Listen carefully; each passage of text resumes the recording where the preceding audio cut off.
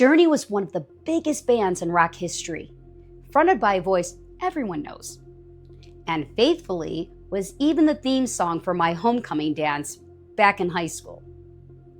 Journey still packs arenas every summer singing his words.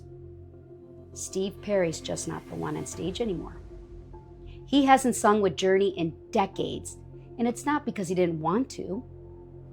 Today, we are looking at how one of music's greatest partnerships fell apart.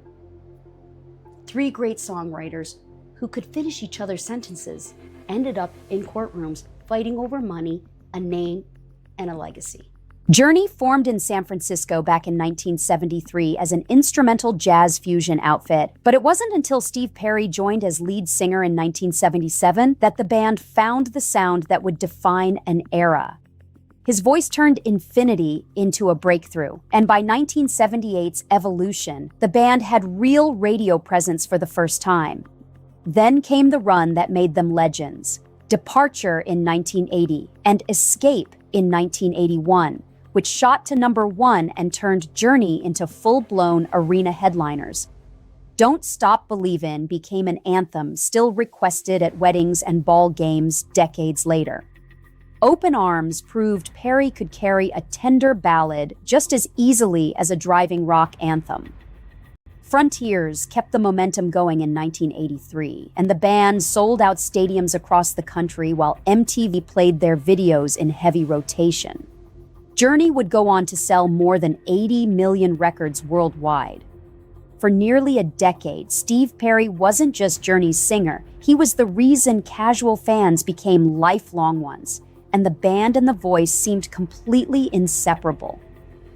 But behind the scenes, that partnership was never as solid as it sounded on a record.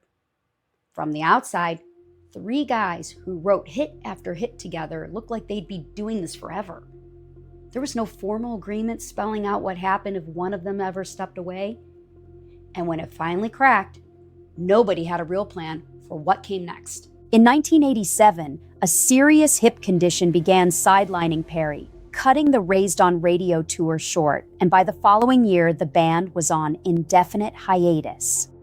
Perry avoided surgery for years while Sean and Kane pursued other projects.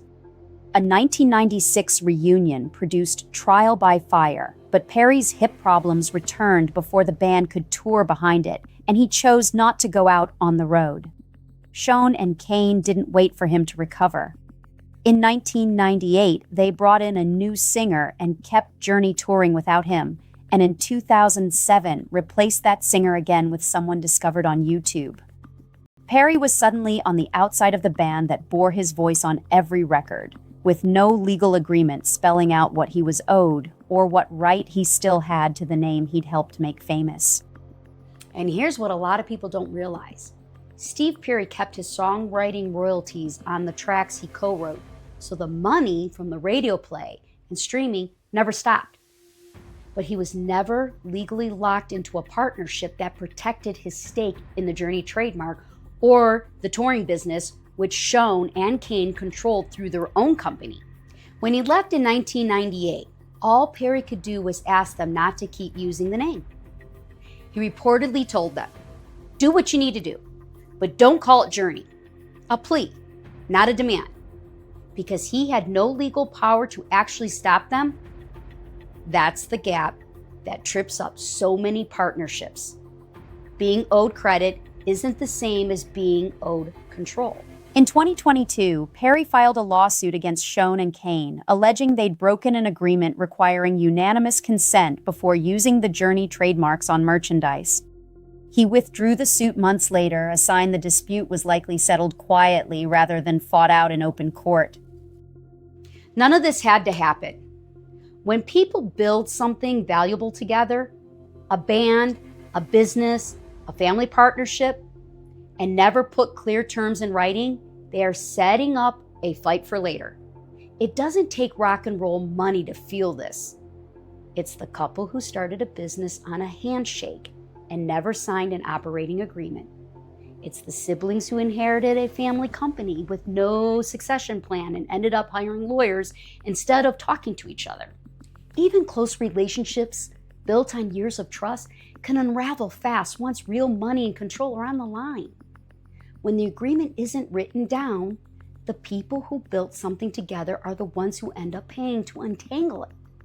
Sometimes for years, sometimes for good. So, if you are building something with someone else, write it down while everyone still likes each other. It's a lot cheaper than paying lawyers to sort it out later. I'm Amy. Please hit like and subscribe, and I will see you in the next one.